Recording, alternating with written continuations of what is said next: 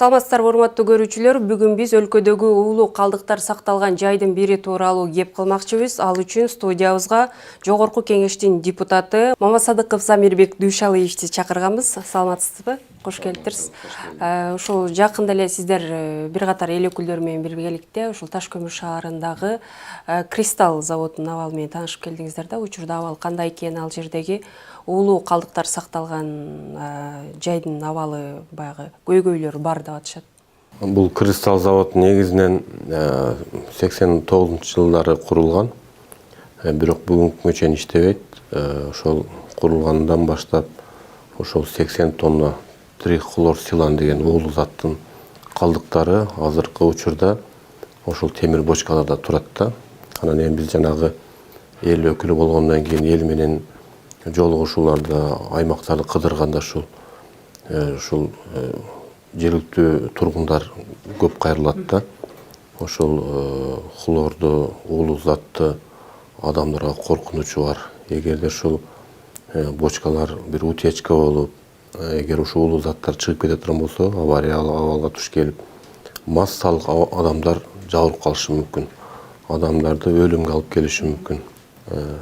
Адамдардын ден соолугуна өтө коркунучу бар деп, ушул байма-бай ушул шаардын тургундары көтөргөндүктөн, анан биз ушул бир топ ушул комитеттер Жогорку Кеңештин трибунасында тийиштүү комитеттерде бул маселени көтөрүп, андан кийин ушул шаардын тургундары курултайдын делегаттары шайланып, анан келип ушул курултайда көтөрүп, бул маселе боюнча биздин президентибиз Садыр Нуркожоевич дагы тапшырма берип, азыркы күндө иш жүрүп жатат.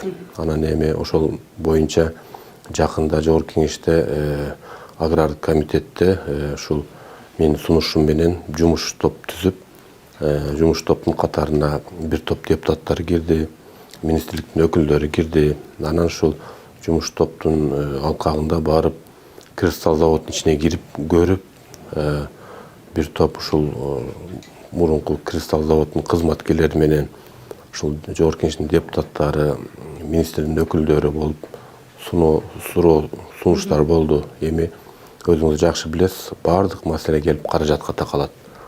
Эгерде ушул каражат мамлекеттен болжол менен 100-150 миллион сомго каралып атат. Эгер ушул каражат бөлүнүп калса, бул маселе өтө кооптуу. Ушул тийиштүү адистердин айтымына караганда, ушу 50-60 кызматкерди окутуп, анан кайрадан ушул уулуу затты утилизация кылыш керек экен да. Ошол боюнча биз иш-аракеттерди жасап атабыз, жакшы ниет кылып атабыз, Кудай буйрса. Андан тышкары ошол Таш көмүр шаарындагы, Шамалды Сайыр Таш көмүр шаарларындагы бул саркындуу сууларды сактоочу жайдын абалы боюнча да көрдүңүздөр. Ошол кандай экен учурда? Негизи ушул мына бир мандат алганыбызга 2 жылдан ашты да. Ушу элди кыдырганда элдин эң чоң көйгөйлөрү ушул 3 маселе айтылат да дайыма. Ушул Нарын дарыясындагы балык чарба, саркындуу суулар боюнча, андан кийин Кыргызстан, Өзбекстан мамлекеттин ортосундагы жанагы таштанды таштоочу жер менен жанагы завод тууралуучу. Ошон үчүн ушул комитетке тийиштүү үчүн ушул 3 маселе боюнча жумуш топ түзүлгөн. Анан ушул Кристалл заводдон кийин ушул Нарын дарыясынын экологиялык абалын барып көрүп, чындыгында ошол Таш көмүр шаарынан, Шамал Сайыр шаарынан түшкөн саркындуу суулар түздөн-түз ушул Нарын дарыясына түшөт да. Бирок жергиликтүү эл ушул таза суу жоктугуна байланыштуу ошол Нарын дарыядагы сууну таза суу катары турмуш тиричилигине иштетишет. Бул дагы статистиканы ала турган болсок, ушул аймактарда Аксыда, Ноокенде, Таш көмүр шаарында, Шамал Сайыр шаарында ушул аймактык ооруканалардын берген маалыматына караганда, акыркы 2-3 жылда ушул бөйрөк оору, боор оору 3 эсеге көбөйгөн да. Эми биз ушул оорулардын бардыгы ушул Нарын дарыясынын балык чарбадан же саркындуу суудан деп айтуу кыйын. Бирок ушул министрликтин өкүлдөрү барып, тийиштүү адистер барып, ошол жерден проба алып, ошолардын жыйынтыгы чыккандан кийин биз элге маалымат беребиз. Бул күмөндүү оорулар каяктан чыгып атат. Ошон үчүн жанагы элге ушул туура түшүнүк берип, ушул иш боюнча иш алып барып атабыз. Ошо балык чарбасы боюнча кененирээк айтсаңыз, ал жакта көп да балык чарба иш алып барган. Ооба. Эми балык чарба чындыгында биз дагы балык чарба менен алектеген ишкерлерди колдойбуз. Башка ишкерлерди деле колдойбуз, себеби алар жумуш ордун түзүп, мамлекетке салык төлөп, бирок бул бир тарапта, экинчи тарабы ушул жанагы Нарын дарыясында берилген, министрлик тарабынан берилген жанагы лицензиялар боюнча. Тиги балык чарба департаментинин башчысы айтат, 30дан ашык берген эмеспиз дейт. Бизге берген маалыматы боюнча, кагаз түрүндө берген маалыматы боюнча 700 ишкерге балык чарбага лицензия беришкен.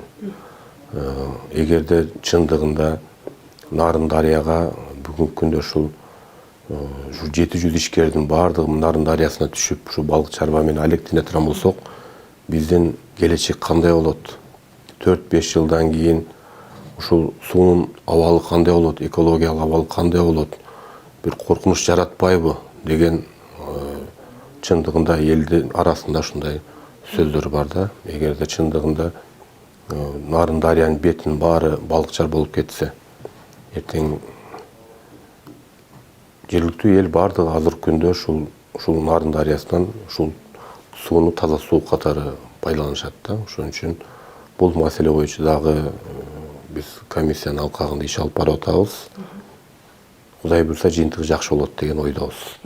Ошол аткаруу бийлиги бул багытта кандай иштерди алып барып атат? Негизи эле кандай баа бересиз? Эми негизи аткаруу бийлиги иши жакшы. Мен негизи жумуш жасаш кыйын да. Анан эми анча-мынча иш болгон жерде кемчиликтер деле болот. Бул эми ошол тийиштүү адистердин кемчилиги болуп калышы мүмкүн. Эми биз эл өкүлү катары биздин түздөн-түз милдетибиз да. Элдин аманатын келип аткаруу бийлигине жеткирүү. Анан мына тийиштүү жумуш топтор түзүп барып, эл менен жолугушуп, ошол жеринде көрүп, ушу натыйжасын чыгаруу да. Ошон үчүн биз өз милдетибизди эл өкүлү катары аткарышыбыз керек. Натыйжа чыгып атабы? Мен ойлойм, азыр 70-80% бир жакшы жагына өзгөрүү бар да. Ана Кристалл заводуна дагы ушул президент өз баш болуп ушул акча каражатын бөлүп берсе, мынакей саркындуу суулар боюнча азыр шаарларда, башка шаарларда мамлекет тарабынан акча бөлүнүп берип атпайбы? Ушул биз да депутаттар сунуш берип атабыз, ушул Ташкөмүр шаарына, Шамал Сай шаарына, Майлы Суу шаарына ушул келерки жыл 25-жылы ушул 500 миллион сомдон сурасакпы, ушул каражат бөлүнүп калса, ушул саркындуу суулар, жанагы айтылган Кристалл заводдогу уулуу заттарды жана башка орчундуу маселелер чечилип калат эле да. Чоң рахмат.